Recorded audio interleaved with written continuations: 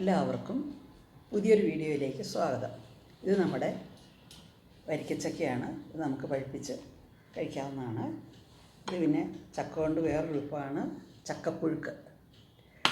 അത് ഇറച്ചി കൂട്ടിയും മീൻ കൂട്ടിയൊക്കെ കഴിക്കാവുന്നതാണ്. ഇപ്പോൾ ഇതിലുണ്ടാക്കിയിരിക്കുന്നത് ചമ്മന്തിയാണ്, മുളക് ഇട്ട ചമ്മന്തിയാണ് ഉണ്ടാക്കിയിരിക്കുന്നത്. പിന്നെ ചക്കയട. ഇത് ചക്കയട ഉണ്ടാക്കാൻ വേണ്ടി നമ്മൾ മിക്സിയിൽ അടിച്ചു വെച്ച ചക്കയാണ്.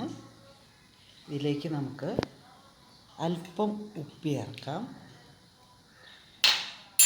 പിന്നെ കുറച്ച് ജീരകം,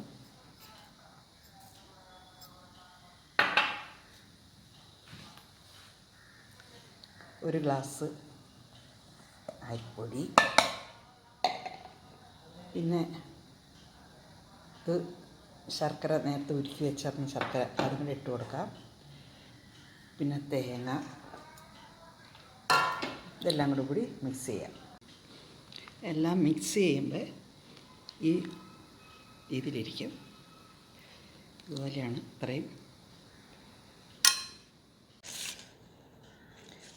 ഇങ്ങനെയാണ് കുമ്പിളുണ്ടാക്കുന്നത്. അതിലേക്ക്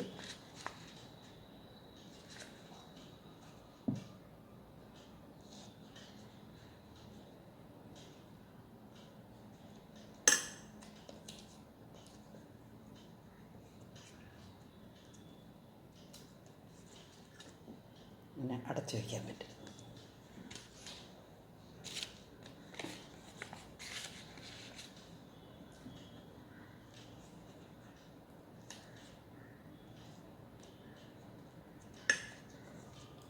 ഇതിൽ ജീരകം ഇടുന്നതിന് പകരം ഏലക്കായ ഇട്ടാലും ഏലക്കായൊക്കെ ഇടാം. ഞാനിപ്പോൾ ജീരകമാണ് ഇട്ടത്.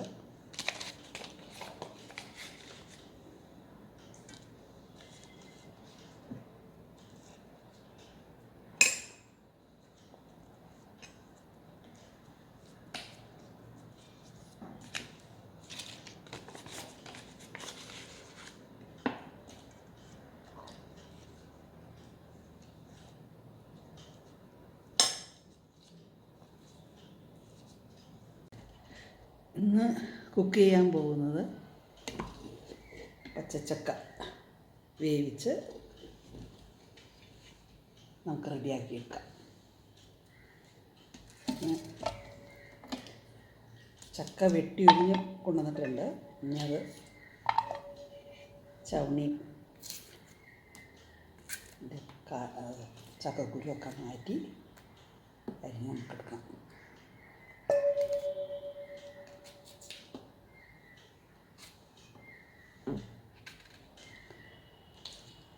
പണ്ട് ചക്കയ്ക്ക് ഒരു ഡിമാൻഡിലായിരുന്നു. ഇപ്പോൾ എത്ര ചക്ക കിട്ടിയാലും നമുക്ക് കളയാൻ തോന്നില്ല. നമ്മൾ ചക്കയൊക്കെ അരിഞ്ഞു വെച്ചു. അതിൻ്റെ കൂടെ കുറച്ച് ചക്കക്കുരു കൂടി വേവിക്കാനിടണം. പിന്നെ വെളുത്തുള്ളി, നല്ല ജീരകം, ആവശ്യത്തിന് ഉപ്പ്, മഞ്ഞൾപ്പൊടി, പിന്നെ കുറച്ച് കറിവേപ്പില, ഇതും കൂടി നമുക്ക് ഇട്ട് കൊടുക്കാം.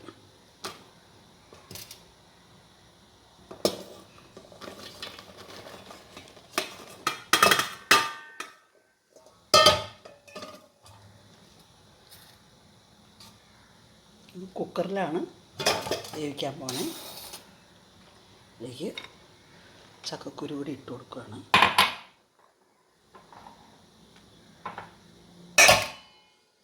ഇനി ആവശ്യത്തിന് ഉപ്പ്, പിന്നെ കറിവേപ്പില ഇതും കൂടെ ഇട്ട് കൊടുക്കാം. കറിവേപ്പില ഇട്ട് കൊടുത്തു. നമുക്ക് കുറച്ച് വെള്ളം കൂടി ഒഴിക്കാം.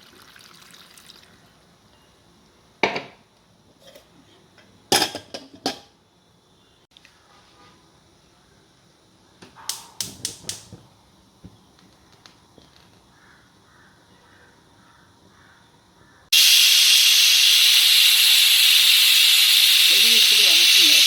അതുപോലെ ഒരു 3 വിസിൽ വന്നു കഴിയുമ്പോൾ നമുക്ക് ഓഫ് ചെയ്യാം. തേങ്ങയുടെ കൂടെ ഒതുക്കാനായിട്ട് ഒരു 4 പച്ചമുളകും ഒരു 5-6 ചുമന്നുള്ളിയും കൂടെ ഇതിലേക്ക് ചേർത്തിട്ടുണ്ട്. ഇനി നമുക്ക് അതിൻ്റെ കൂടെ തേങ്ങയുടെ ഇട്ട് കൊടുത്ത് ഒതുക്കിയെടുക്കാം.